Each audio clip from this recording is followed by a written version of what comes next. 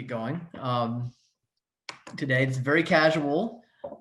Scotch talk, we call it. I thought that was actually a term that people used out there, like that was some sort of phrase I had just sort of missed my entire life. It turns out that I was wrong. It was just made up by my colleague, Katie Janis, who decided that we ought to have a Scotch talk, which is not a talk about anybody from Scotland or with people from Scotland, but meant like having a glass of Scotch in your hand while you talk. And so I am doing that, even though it's 2:00 in the afternoon on a Thursday where I am. And this is not 1964 nor a Mad Men episode. So it's not my typical thing to drink at 2:00 during a work day. Alas, times are different now. So, but I'm not the only one who will be having a drink here. Abigail Alberti, my esteemed colleague, whom I'll introduce here shortly, has an old fashioned, which she is showing you there. Oh, you've frozen up, Abigail, at least on my screen. Oh, there you are.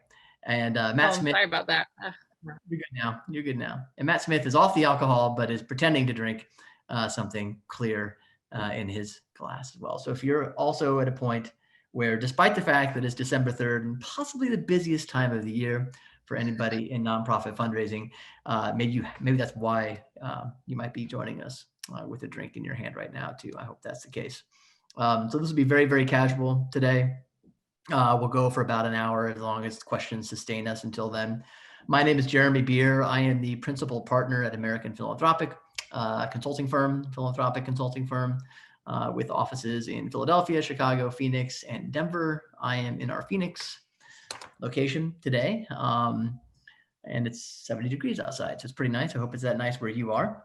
And we are going to be talking about what we've learned about fundraising in 2020 and how to prepare for 2021, which are pretty big topics. Maybe they demand more than a casual treatment, but we'll be giving them just a casual discussion today with two of my colleagues who have been on the front lines with our clients over the last year and more, Abigail Alberti and Matt Smith.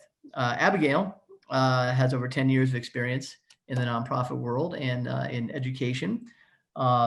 She comes to us from Champaign or Urbana? Urbana. Okay, I don't want to get this wrong. I'm sure there's a rivalry between Urbana and Champaign. Oh, there is. There like certainly the world has ever seen. Okay, Urbana, Illinois, home of perhaps the worst Big Ten school in the University of Illinois. I say as an Indiana University alum. Abigail has no ties to the University of Illinois. She doesn't really. But your husband goes there, right? Yes, my husband is getting a doctorate at the university, so that's why we're here. But I don't disagree with you, Jeremy. Well, I really hope there are no Illini alums on this call. Abigail has worked in classical schools and as a Latin teacher and college counselor before, where she was in development, did that. Now she's got back into development as a director of development in the education sector, and has been with us at American Philanthropic for a couple of years now as a senior consultant. She has a Hillsdale College bachelor's degree in American Studies and a master's in liberal arts from St. John's College, where I did not know this. You wrote your master's essay on the brothers Karamazov. Yeah. Very good. Yeah. Light. Easy. Oh, yeah. Exactly. Yeah. Very good. And how many children do you have, Abigail? 2. 2 children. 2. So thank you for being with us today. And Matt Smith is with us from Boston. The Boston area. What's the actual town? Somerville. So just right across the river. Somerville, just across the river. Matt, before joining us several years ago, was a development director for a nonprofit serving low-income, at-risk youth in Boston. He was previously a regional development director for the Nevada Policy Research Institute. Matt has his bachelor's in political science from Baylor University and a master's degree in religion and society from Princeton Theological Seminary. So, and what did you have to write a thesis? I wrote a capstone. Yeah, it was on new religious movements and public policy approaches to those movements. So not exactly relevant for our time today, but well, this is awesome. I have a doctorate in psychology. You guys have bachelor's degree or master's degrees in literature and or liberal arts and religion, and this just tells you everything you need to know about how we're a haven for people with unmarketable degrees. Otherwise, why not? Development's all about being able to read and write and deal with people, right? So No, I'm happy to have you guys with us today to talk about this question, because I know you've been on the front lines with a lot of our clients throughout the course of this crazy year. And of course, you keep up, with the literature and what's going on in the broader world. So let's kick it off. We'll talk for about maybe 20 minutes or so, but amongst ourselves at most. And then hopefully there'll be questions from people who are listening to us here. And we'll take those questions. So, and by the way, I am kind of seeing the things that are showing up in the chat. So I appreciate you saying where you're from and all that sort of thing. That's really cool. Central Ohio. That's great. All right. So Abigail, let's start with you. We'll just throw it out there. Give me one, maybe two things you think you've learned about fundraising in 2020. Sounds good. Yeah, there's a lot. But I do have two things. So the first lesson I think we've all learned, and this is not that exciting, I'm afraid, is that fundraising fundamentals really haven't changed. And during this time of uncertainty and tumult, hasn't changed. Donors are still giving to organizations that they are really connected to. And I think this is really, and this is good news. I think this is really hopeful for nonprofits. So generally speaking, we have found both with our many clients and in our work in the nonprofit sector that the organization did well this year, and many did actually exceptionally well this year. But the ones that did well were the ones that were doing all of the right things well, or doing the right things when it comes to fundraising. So they were doing it before March. Right. Yeah, before March. Yes, exactly right. Yeah. So they had, and I'll talk about what those things are in a second, but the organizations that didn't do as well were typically those who had pre-existing fundraising problems, and COVID just made those glaring weaknesses more apparent and problematic for the nonprofit. So some of those right things that successful nonprofits did, really focusing on getting donors, bringing them into the organization and cultivating their current donors. Having a plan that really guided the organization. Plans serve as roadmaps, if you will. So like when you're lost, you can reroute, you can find alternatives, but plans kind of root and ground you in what you know to be the right things to do. Organizations as well that really just doubled down on fundraising and cultivation in particular.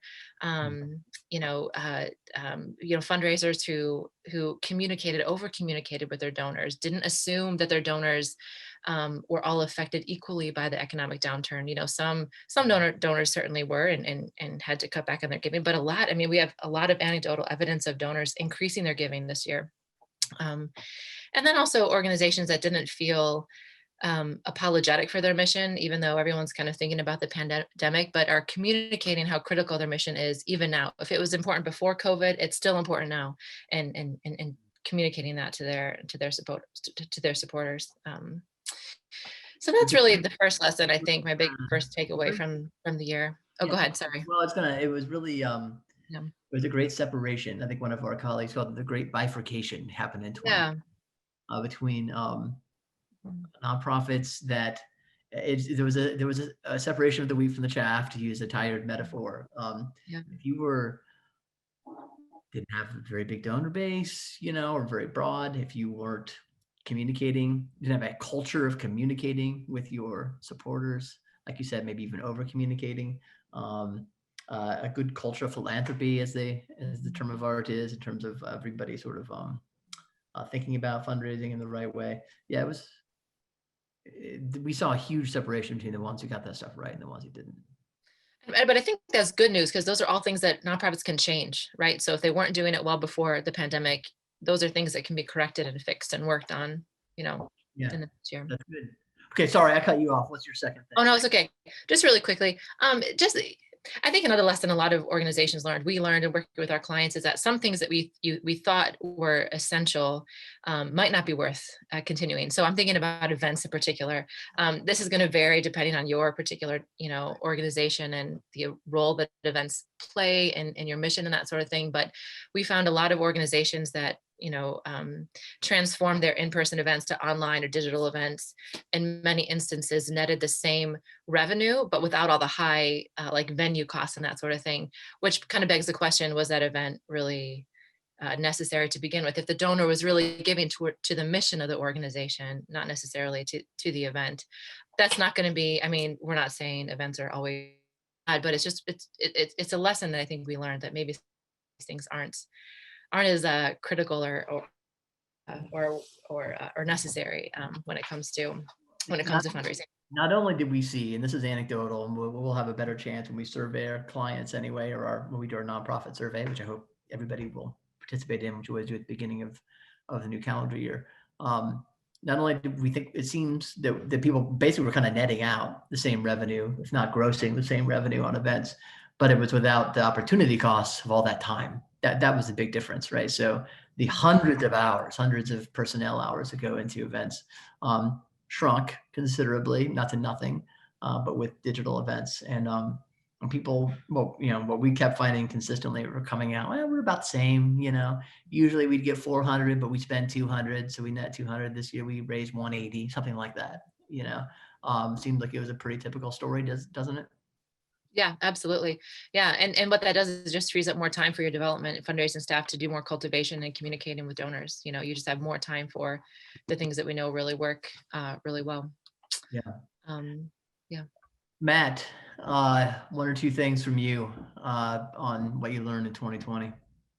Yeah, thanks, Jeremy. I mean, I think one of the words that comes to mind as far as lessons was relationships. And I think about like relationships, even just in my own life, that have been deepened, right? You think close friends, family, extended family, and then those relationships that, maybe faded, like acquaintances or friends of friends, or maybe the guy from the rec soccer league that you'd see once a week that, you don't really know how they're doing or what they've been up to over the last, 8 or 9 months. And I think there's a lesson there that applies to organizations that were successful this year. Those that stayed, as we like to say, near, dear, and clear to their donors, by and large did well. Over communicating, I think, Jeremy, as you said.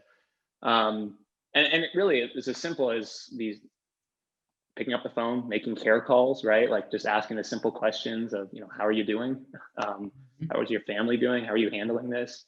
Those are really important things that many times we think, oh, they don't want to hear from us, or they got too much stuff going on. But I mean, really, like, it's humans wanting that connection right now. And you have an opportunity, in your development department to provide that connection by, bridging the gap between the mission of your organization and the connection that it can provide to the donor. So building that trust, showing that you care, and then ultimately inspiring. For me, I mean, those were the things that I saw successful organizations do throughout the course of the year, from the very beginning in March up until, here now as we make this end of year push. And, you want to be, ultimately, I mean, you want to be that close friend, right? You want to be that confidant. You don't want to be the acquaintance that you maybe saw an update from on Facebook once in July, but you don't really know what they're up to. So it was that communication and that relationship building for me that I saw that was the primary lesson.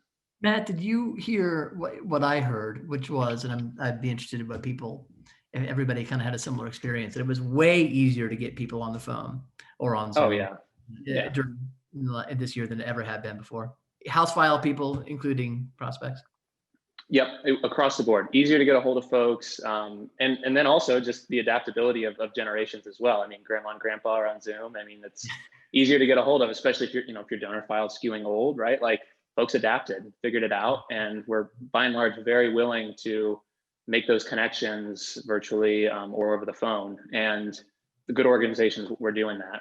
So that was, I think, time and again, what I saw as kind of a first lesson. And then another was that the mail still works. Physical world still matters. And it's another way to kind of keep in front of folks, and another way to build that relationship, right? You have an opportunity to do so through your messaging in your mail, kind of saying, hey, giving their attention, cutting through the noise, saying we're here. And I mean, everything, we're so comfortable in a digital world right now, obviously, even just doing things like this, that the physical stands out. And I saw that in particular with acquisition mailings and higher dollar acquisition mailings, because there's some extraordinary things we saw with higher dollar acquisition mailings, right? It was incredible. Even clients that this was their first time kind of stepping into it, they kind of took a leap here. They saw a gap where, okay, there's actually organizations maybe pulling back Right. not doing acquisition anymore. So there's a gap there for an organization to step in. And so I'm thinking of a few in particular that doubled down and actually invested even in this higher dollar package where, you're slipping something like a prospectus and maybe some personal contact info or a note card from the executive director, and you're putting it out in like a really thick cardstock envelope. And I mean, it's going to get opened. I mean, and what we saw was some pretty remarkable results. And that is more anecdotal. I mean, I think if you look in general though at mail, like it's actually done really well. And I think when all is said and done, it's actually going to be right there with 2019 or maybe even better in terms of overall results. It might be especially, better. yeah. And especially the human service sectors, as you might expect, they're killing it in the mail this year, and kind of across the board. Activating old donors, getting new donors as well as existing donors too. So, and then I think even we're seeing digital responses go up, but I think that some of that's also driven by mail. Folks that are getting it, they're reading it by the mail. Yeah, obviously digital. Yeah, the revenue coming in via digital means is way up because people are handing checks at meetings, to gift officers or at events. Yeah. But yeah, a lot of that it'll be very interesting to me to see when things get back to normal-ish, at least sometime next year, certainly 2022, what that trend line will look like on digital stuff. But it certainly is being, we know just from looking at lists and things that oftentimes those gifts are being driven by what people get in the mail. Yeah. Those were it. Those were two big ones that I saw for sure. Well, those are good ones. I mean, we know, as you said, we have data on, obviously there's not full data yet on how 2020 is going to end up. What it looks like right now is, and this just proves just how I know nothing. Back in April, I was calculating like, okay, if GDP goes down by this much, how much will charitable giving go down? Because we know charitable giving is usually pretty much exactly 2% of GDP. And in fact, it looks like charitable giving is probably going to be up this year. It was up 1% last year over 2018. I wouldn't be surprised if it's up by about the same amount again, even though that is not evenly distributed. Human services groups and also political-ish groups, advocacy, education things. And that's despite the fact that twice as much money was spent in the 2020 election as in the 2016 election, billions and billions and billions of dollars more. So yeah, it's really remarkable. So one of the things I learned is Americans are incredibly generous. It's really amazing. It is amazing how generous they are. We really were worried about that when the pandemic first sort of struck. And certainly people did pull back, I think, in April and May. I'm sure if you're on this call, you could tell me just how much your giving may have dipped, say in April in particular. Boy, it was back up. And that's the other thing. This is, I think, less happy news, or at least it's just a social observation. But we already know that 85% of the revenue that you get from giving comes from the top 10, 15% of your file, something like that, right? 90-10, 80-20, somewhere in there. Well, the truth is the top 10% of your file, top 15% of your file, most of them haven't been that hurt by this. The market rebounded and more. Certain industries, obviously, they got clipped pretty well, but others zoomed. No pun, actually pun intended. I'm sorry about that. So if you were vested or you're in the right places or working for the right places, you did well. So unfortunately, we're so bifurcated as a society. The wealth and income gap has grown so much that, in a sense, that worked to nonprofits' advantages because most places, most of the revenue is coming from the top of the file, and those people didn't get hurt as much. So that's a lesson I learned. I don't know what it means in terms of like practically, but it's certainly a lesson that I learned. I would say a couple of things.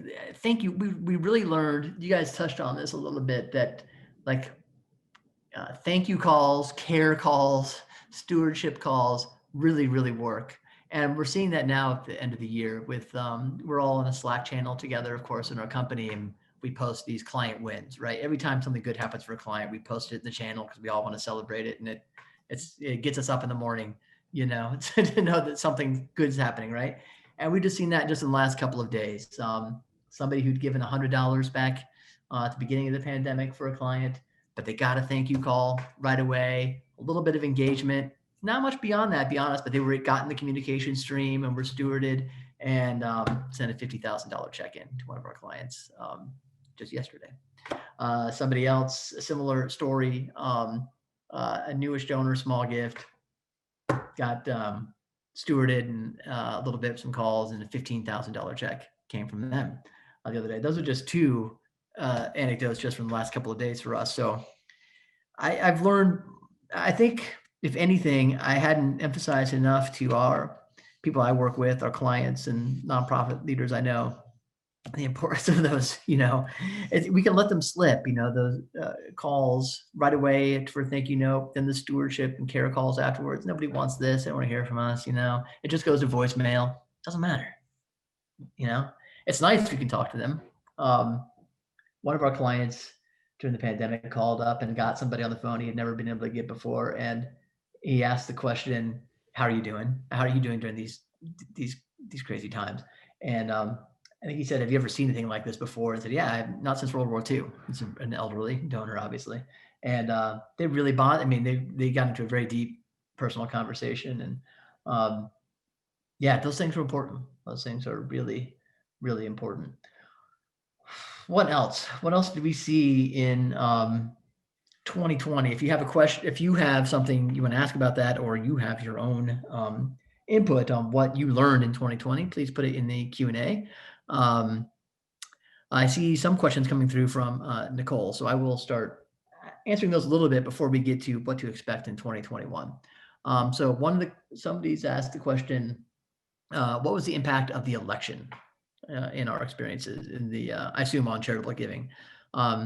Matt, Abigail, did you guys see anything with your clients in terms of the election affecting giving? No. I didn't really. I don't really have any insights there. Unfortunately, it didn't seem to have much of an effect. But that may have just been the clients I have. So. Yeah, I mean, I don't think it's necessarily an impact on the giving itself, but the returns coming in have been really slow. Yes. For a lot of clients that are heavy in the mail, just a whole backlog of because election is given priority. Exactly. If you're seeing slower returns in the mail, that may be why, even still. Yeah, even still, for sure. So, and I don't know when exactly it'll be all caught up, but I know that it has been pretty slow. That's not, I mean, I still think that when all is said and done, the results are going to be quite well for each of the clients that are kind of anticipating these returns coming in, but it's just slower as a result of the election kind of being prioritized. Yeah. I would say two things. I would say first, clients I had, if they were identified with more with one side or the other, so to speak, it certainly paid off to make clear to their donors where they stood. I say that, I'm not trying to be vague, but I mean, it just, identity matters. Identity is what matters more than anything in people's, I think that's true in people's giving. Like, do they identify with you? Are you one of us? That kind of the question that comes up. Do you stand for the things I stand for, believe in the things I believe in? And that's way more important than laying out your 4-point, strategic solution for X. That's nice to have. It's good to have. You need that for more sophisticated donors, perhaps. But most importantly, the threshold question is, can I trust you? Are you? So I will say, in terms of the election, it's not really an election question, but more ideological question. If you were strong in communicating where you stood, we saw acquisition results this year that I've never seen before. I don't know if that was partly people being at home and partly people, though, just the heightened stakes that people perceived in the culture and in society. So we had acquisition mailings and campaigns for clients that were exceeding 1% response rates pretty consistently at times, which is fantastic. Making money on acquisition, really really cool. And these are not for huge operations or well-branded, organizations. So that was different. The second thing I'll say to this question about the election is they do tend to be different people who give to elections and people who give to 501c3s. So if you're on this call, my guess is you're probably involved with a 501c3. And you may think that you would be well aligned perhaps with PAC givers and candidate givers and such. And I'm sure you are philosophically, but that doesn't mean they're necessarily good, that they'll be your donors. We know this from direct mail oftentimes, like using candidate lists, PAC lists for a 501c3, even where there's sort of philosophical or an ideas alignment, often doesn't work well at all. Often it's a huge bust. There are different people oftentimes. So the long-winded answer to your question is not much impact, except for those who kind of leveraged it for their own success. All right. What scotch am I drinking? That is an important question. Is Glenlivet 12-year single malt scotch. I didn't think we had any scotch in the office, but my colleague Nicole, of course, found we do have scotch in the office.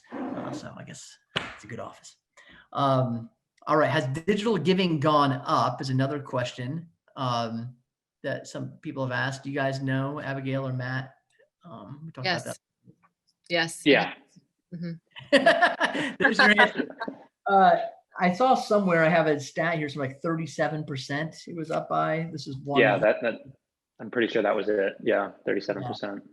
I'm surprised it's not more, given the circumstances in which people have to raise money. But the question is, well, do you know, person who asked, if you're concerned with that question or if you answer, the percentage of revenue that nonprofits get from digital means, digital platforms, the latest data we have from our survey anyway was like 4%, 3%, 5% is in that area. It's not much.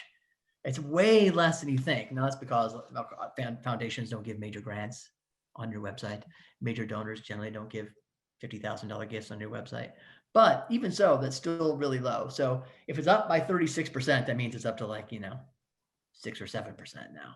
So I'm surprised if that ends up being true. We'll see the data at the end of the year. And we'll see how sticky it is. Will people stick with it, or some people go back to handing you a check at a meeting or at an event. And there's always it's a tough question to answer too, because are people spurred to give because of a digital communication or solicitation, or do they just use the convenience of a digital platform to make a gift that was spurred by something else? Is that a good way to? Yeah, the goal with digital communication or a solicitation should to just be present and to connect to your donors, right? But it's one of many ways that you're doing that. So it's not the only way that you're asking them for money or connecting with them and communicating with them your mission. Yeah. Oh, yeah. Go ahead, Matt. Go ahead. No, and it was just also just knowing your donors as well. I mean, if you know that they're more likely to, write checks, or that it's an ask that's going to be made over, that usually you'd make face to face. You don't want to leave that to chance, right? So you do everything you can to leaving them the option if they want to give digitally, but certainly making every effort you can to get in front of them on a phone or a Zoom call or what have you. Yeah, Paul, I think it's Paul, I can't see the whole name, but it was Paul Rodriguez. Notes that online giving still has a long way to go. It's also a generational issue. Totally agree. And that major donor solicitation is more face-to-face. That's right. And even via Zoom is still face-to-face, right? Which is how a lot of our clients have been doing their solicitation. There've been some, it depends on where you are in the country, and obviously people have different comfort levels. We've certainly saw meetings came back in the late summer and fall. I think they're probably falling off again a little bit in many places. But it's so important, whether it's via Zoom or ideally in person, to have that face-to-face meeting when you're doing a real solicitation. All right, we have a question in our official Q&A thing here. On the front end of this, we were aware that foundations that were cutting their giving could do it one of two ways. They could give less to each of their grantees, or they could give to less grantees. Any sense on how this shook out? This questioner notes that they were dropped by one and received significantly less than expected from one, meaning foundations. What do you guys, what's your sense on that? How foundations? I mean, Our experience, maybe Matt, this is what you're going to say. Foundations have kind of been all over the place with how they've responded Yeah. to this year. You know, we've had, you know, some foundations have increased their giving. Certainly some have like focused on COVID related relief and that sort of thing. But there really hasn't been a clear pattern. And certainly foundation giving to like emergency and like emergency funding and individuals has like skyrocketed. But That's true. how that's, you know, they still have to give out what 5% of their assets, you know, the foundation rule. So they're still giving. And yeah, I don't know. It's like, they're just, it's pretty all over the place. Matt, what were you gonna say?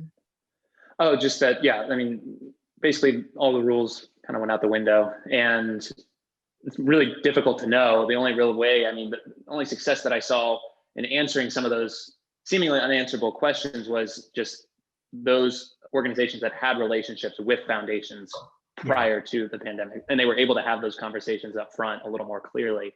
And sometimes that's not feasible for any number of reasons, but as best you can, solidifying the relationships with whoever the rep is at the foundation, who you're kind of in close contact with, is a way to maybe overcome that challenge of uncertainty there. But I mean, by and large, that was, I know a lot of clients that had challenges with just kind of the seemingly randomness of a lot of their relationships with foundations.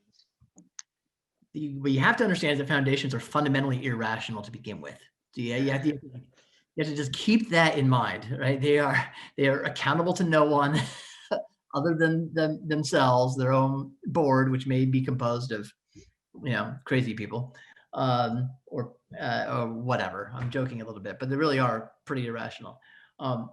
Abigail hit on the one true trend, and this is, I'm curious whether it will stick going forward, is direct funding to individuals from foundations. That skyrocketed. It's crazy how much that increased, right?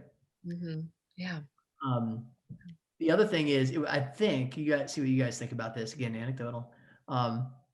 Whereas I think acquiring new individual donors this year was about the same, if not easier, in certain circumstances.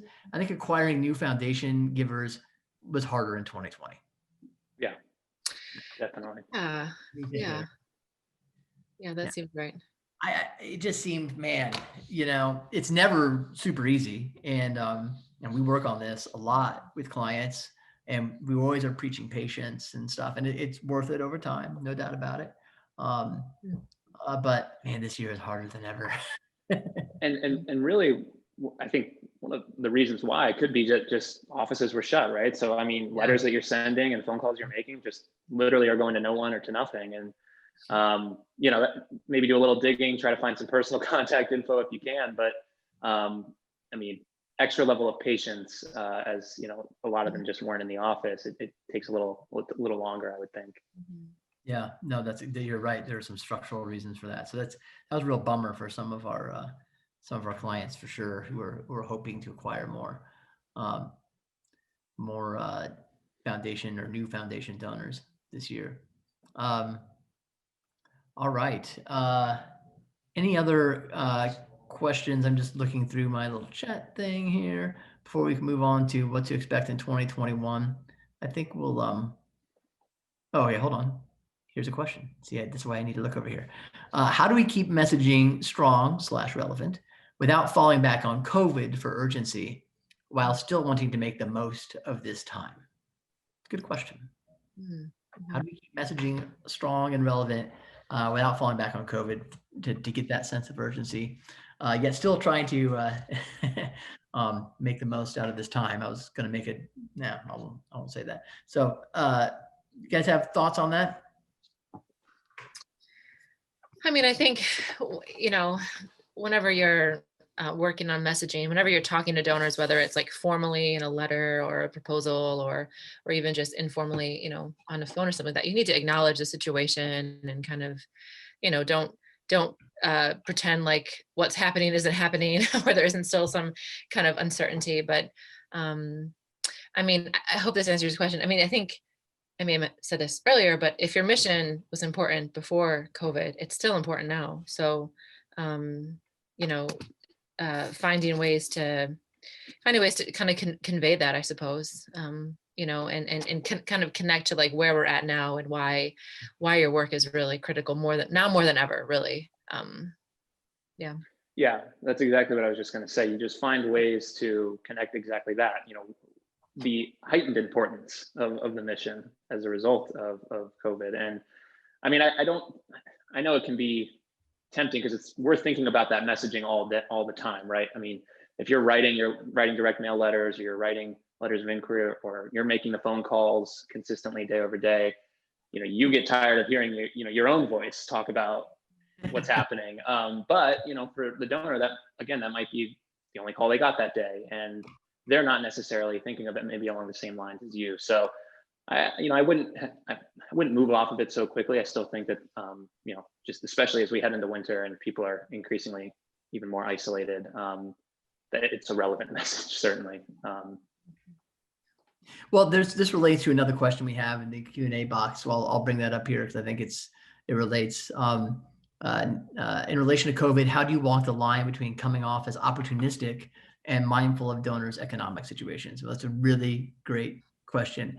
And I'll take a crack at that, see if Abigail and Matt have any specific advice. Well, this is where the art of messaging and writing comes in, right?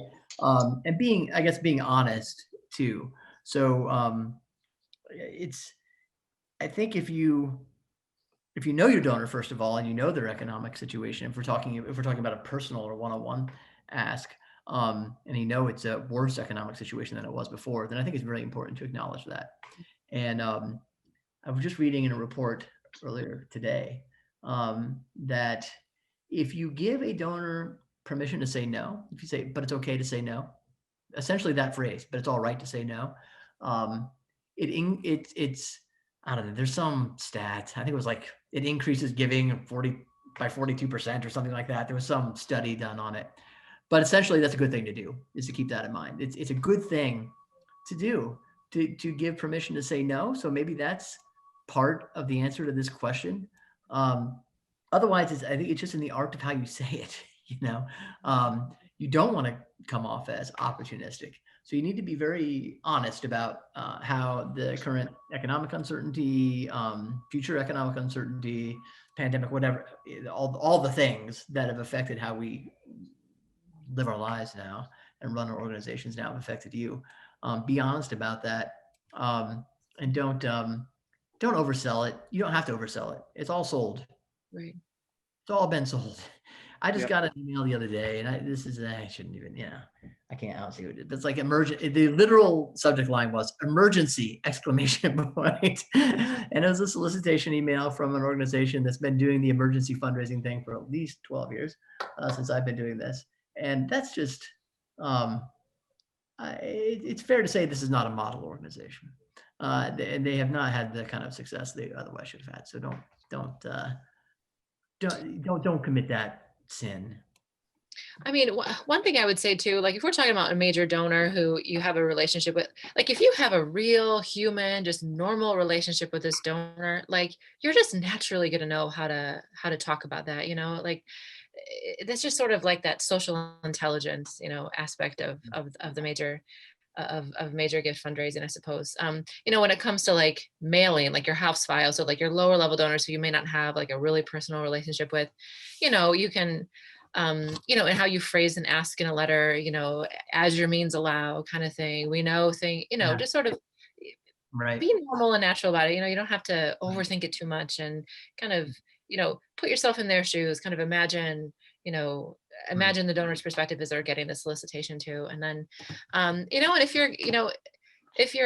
you're concerned, just make it this is Matt, we've talked about this. This is something you've talked a lot about, change your solicitation into a cultivation piece. You don't always have to ask for money, but, still stay in their mind, stay present. In fact, you shouldn't always ask for money. What's that? In fact, you should not always ask for money. Right. Yeah, exactly. But you should always stay connected to them, and you should always stay, if people run the other way when they see you in the street, that's you're doing it wrong. Right. Yeah. And as a last point there, just in terms of like addressing the question of kind of tactfulness and uncertainty around kind of economic situations, I mean, think about, especially for your major donors, if you have that relationship with them, what's a natural question as a friend that you're going to ask someone like, hey, how's business this year? Like, how are you doing?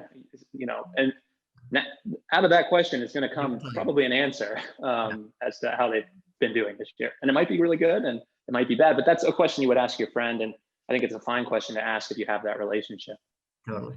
I agree.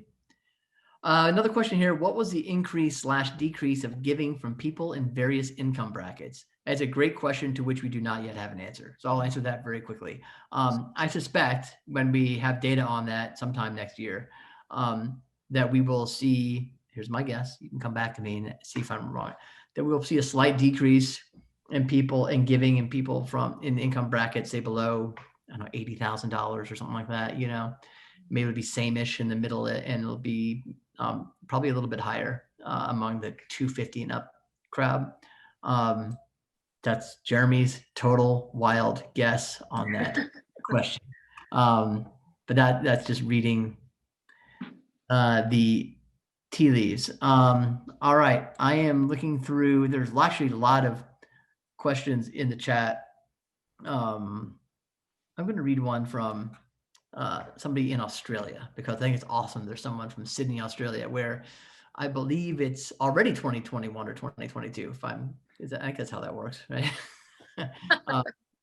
No, thank you. So you recently started a new organization, a lot of uncultivated prospects, and in particular, many that dropped off in 2015, 17, and 18. What are your preferred methods for making first contact and getting back as a preferred charity, knowing they have probably given elsewhere? So it sounds like there was something they were connected with. That organization went away or something. There's a new startup here. Is it an email he wants to know, or a letter? How do you first get back in contact with essentially sort of deeply lapsed donors? Direct mail. Yeah. Yeah. Yeah. It's a good answer. Yep. Assuming you have their addresses, assuming this is also like a large number of donors. It's not like a small handful of, right, major donors, which you would want to do something obviously more personal with. But if you're talking about like hundreds of donors that you have addresses for, craft a really compelling, substantial letter that reintroduces them to your mission. Don't assume that they know or remember. Ask them to make a gift, ask them to make a specific gift, include a reply page in an envelope, put it in an envelope that they're going to open. So that's just there's just data on that's just the best way. That's just the best way to get new donors and to re-engage lapsed donors. We know, right, from data that you should get you'll probably, you do all that right, if they're really lapsed, so they're kind of warm, they kind of know you, it sounds like, or know your mission or your organization, the new organization. You might even make money on that mailing, but the point would be that you would re-engage, whatever number of donors, and now you've got the beginnings of a house file. So I think that's really good advice. You don't just have to do a letter, of course. You have email addresses, email them as well. Don't just email them once, email them 3 times, something like that, 4 times. Hey, I'm putting a letter in the mail to you. Hey, I put a letter in the mail to you. Hey, we'd love to hear from you, blah, blah, blah. Like, you can make a little series of emails to go with the letter, so people are hearing from you in this kind of coordinated way. Mm-hmm. I hope that's semi-helpful to you. Great question from Sydney, Australia. All right, another question. I'm just looking at the chat now, doing everything I said I wouldn't do. Given the length of time, oh wait, this isn't a question. This is an answer from Paul Rodriguez on the previous question. Given the length of time we have been dealing with the current environment, we can highlight COVID, but we can't really frame it with the same level of urgency, but rather as an ongoing but evolving issue. That's pretty well put. You should be on this panel. Let's see, any other questions? All right, here we go. Question, we laid off development staff in 2020 and have no plans to hire because of the uncertainty of what lies ahead.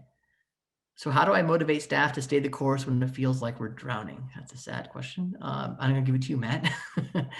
We laid off development staff in 2020. How does this person motivate staff when it doesn't feel good?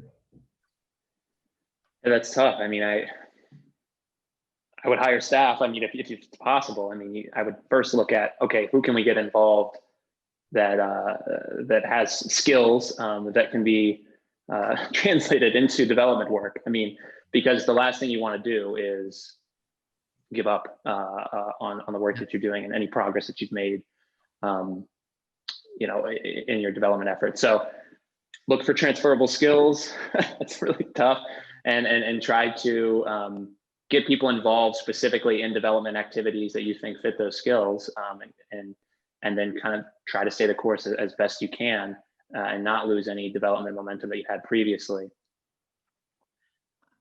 I would say, I'll just add to that. That's good. I would say first thing I would do is, and I don't know what your position is, whoever asked this question, but I would, if you think your organization is still worthwhile and it has a future, do everything in your power to convince the people in charge not to lay off any more development staff. It's one of the first things we came out and said in March or April, just talking to businesses who've been through deep recessions before. The last thing you cut is a sales team. And so it should be really the same for a nonprofit. The last thing you should cut is development staff. Maybe that was the case for you, but if it wasn't, that was a mistake. Because that's the engine. There is no organization without people raising money, most likely, unless you're really program revenue generated. And in fact, that probably is even worse in 2020 because COVID made it very hard to deliver programs. So don't lay off any more of us. And then you need a vision, a compelling vision you're gonna have to put in front of donors. Because if you feel like you're drowning, donors probably feel like you're drowning as well. And so what are you telling them that can counteract that's a different story? Your leadership, that you may not be in a position to be able to come up with that story, but leadership needs that story. Here's how we're gonna come out of this. Yes, we had to lay off staff, but we have a plan, and we're going to be back here in 2-3 years and whatever. You need some compelling story like that not only to tell donors, but then to tell your staff. You say you're having trouble motivating.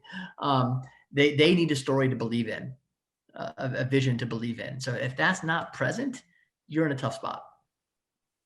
In the meantime, find some people who can help out from elsewhere in the organization, as Matt's saying, write a letter, stuff an envelope, make a call. All right, here's another question. Guidance is just a very general one. Guidance for how to approach our 100th anniversary, congratulations, by the way, in the midst of a global pandemic. How do you approach your 100th anniversary in the midst of a global pandemic? Well, you guys want to take a shot at that? I would do as much as you can, do what you would normally do. Obviously the big question you're probably thinking about is, what do I host an in-person event? But I assume that wouldn't be the only thing that you would do to celebrate your 100th anniversary. Like, there should be sort of coordinated mailings and communications and special programs and other ways that you're kind of leveraging that to raise money. The in-person event question is just, that's still kind of probably a toss-up depending on where you are and what things are going to look like this year. But there's, a lot of organizations have done really creative things with online events. We've seen some really successful ones that have actually raised just as much money as, historically in-person events have raised for them. So it depends on how you do it. You still have to ask donors to give, right? Even though they're not attending in person. But I honestly don't think it should change too much, really. Right. I think your approach is probably very similar to what it would be if we didn't have a pandemic. Matt, do you want to jump in on that? No, if you haven't already, just similar to what Abigail said, just sketch out a plan over the course of next year and across, email, mail, and, as best you can, personal solicitations, and how you're going to be messaging that kind of across different sectors, and then do it, and kind of leave that in-person events aspect of it, maybe try to plan for it as best you can, but understanding that you may have to adapt. Even Fauci says that he thinks NFL stadiums will be full by fall 2021. Right. So if you're doing something with the fall, you really might be okay. I think the bigger picture I would say is 100th anniversary is a big deal. That is not a small deal, right? So I'm making a big deal about this thing, and whether it's a big in-person event or not, or maybe several small events that go along with it. The more important question is, what's the campaign that goes along with this 100th anniversary? I'm having a campaign. Ain't no way my 100th anniversary comes and goes without a campaign. Doesn't have to be a capital campaign, although it could be, but it's going to be a branded, specially messaged, time for your special gift 100th anniversary campaign. it's just, you can't, I don't care how many pandemics come down the pike in the next couple of years. If you're in business, it's your 100th anniversary. I think you got to do that. So it's just such an opportunity to build, to mark where you've come from, to build momentum for the next 100 years, to celebrate what you've accomplished with your mission, whatever it might be. So I would definitely wouldn't let this pandemic, which, God willing, will not be with us for forever, and it may only be with us for another, 6 or 7 months, more or less. I wouldn't let that stop me from doing a 100th anniversary campaign. Can you raise $100 for each year you have been here? Yeah, yes, you can. All right. Let's see. So 2021, I know we only have like 10 minutes left, but we already have been talking a little bit about how to prepare for 2021, but quickly, Abigail and Matt, I don't know, do you have thoughts on what you would do for, how you're going to prepare for 2021 in light of where we are now? Yes, I'll go through these really quickly. Obviously, rethink of, just be really critical about the funds that you used to spend on things like that, and if there are better, more profitable and effective ways of achieving similar ends. Probably still wise to be conservative in your budget. It might not be the time to like start massive new programs for your nonprofit. It might be the time to just really focus on just really strengthening your sales team, right? Your fundraising department, your organizational health. Focus on those fundamentals. Thank your donors, call your donors, meet with them, ask them for money. One particular thing that if you haven't done already as a nonprofit, I would strongly encourage you to do is to launch a planned giving program. And if you already have one, what's that? That's a great point. Yeah, we Yeah. didn't talk about that. But yeah, if you don't have one, do it. They're easy to start. They're low cost investments. You just got to do it. If you already have one, revisit it. Make sure it's effective. Maybe make a plan to communicate about it a little bit more this year. Not too much, maybe a little bit more. This year could be a really great opportunity. Obviously, the pandemic, reminds us all of our mortality, to put it bluntly. We've seen a significant uptick this year. That is something that we've learned from 2020 in inquiries to like online will and bequest websites, increased response rates from planned giving communications. Anecdotally, we've seen that from our clients, but we've also seen that industry wide. We have the massive wealth transfer of the baby boomer generation upon us, basically. So they're very easy to do. We do this a lot with our clients. If you have specific questions on how to do that, we'd be happy to help you. Reach out to us. That's something that, are part of things that we do for our clients. So anyways, plan giving. No excuse not to do it if you haven't done it already. I'm glad you touched on that. It's worth just emphasizing it again. Yes, it happened right away. When the pandemics, all of a sudden people report, my goodness, the inquiries about planned giving are really up. And then people felt funny about bringing it up with people, but in fact, it was a perfect time to bring up planned giving with your donors. And it's very, very simple. If you don't have a program now, to put a page on your website, the basic information, a branded legacy society, a mailing or 2 a year. It's so simple, and yet it returns so much. Think of all the zombie nonprofits that are around today solely because they thought about planned giving yesterday. They're far beyond their expiration date, but they're still here because of all those estate gifts. You can be there too. All right, Matt, what about you? So a couple things. I think first, the power of the gift table is my big one in terms of planning for next year. So I think sit down between now and the end of the year and take a good hard look at making a gift table, because what that does is it shows how many gifts you need at the various giving levels to meet your revenue goals, and it forces you to really take a realistic look where you need to still make up some ground. Say it's at the $50,000 level and you're like, my goodness, we have some prospects and donors that are higher. We have some that are lower, but we have none, in that $50,000 to $100,000 level. It shows you where you need to go out and do some work in terms of finding new prospects to give specifically at that level. And so at each of those levels, you should be able to identify number of prospects and the likelihood for giving for each of them. And then especially for the ones at the top, now is the time to really be doing this, is to make an individualized plan for each of those top donors that you have. Think about how you're going to be in contact with them over the next year. Think about when you're going to be making an ask. And, you know, as you move down the table, you know, it doesn't have to be that specific. This is really for the top. You don't need to make a plan for a $25 a month donor, but you know, that can be, those lower donors can just be, their plan is they're in your house file, right? So I would really take a look at sitting down, make a gift table, look at where you need to go, because it's a roadmap and it shows you exactly kind of where you need to fill in the gaps. And then the second is looking at predictable sources of fundraising as you head into next year. You know, if you don't have, for example, a monthly giving program, or maybe you do have one, but it's kind of, you know, time to take another look at it, maybe do a rebrand or maybe do a mailing around it. That can be a great source, obviously, of predictable funding, a monthly giving program. For major donors, it could be making maybe a larger ask over a longer period of time. So maybe it's a multi-year commitment that can build in some predictable funding over the course of a longer period of time. And then, you know, naturally, just as I mentioned at the beginning of the call here, just creating those relationships with your major donors, because that's going to give you the confidence to make those asks and to solidify those relationships with your top donors that eventually will lead to those predictable sources of funding over time. So making a gift table, identifying what are some predictable sources of funding. Those are going to be, I think, two things that you can do right now, looking ahead to next year. The gift table is such an easy act of self-discipline that we usually only do with campaigns, but you really can do it just as part of your annual budgeting, your annual planning. I think it's a really great idea. It does force realism. If we need two more $25,000 donors, where are they going to come from?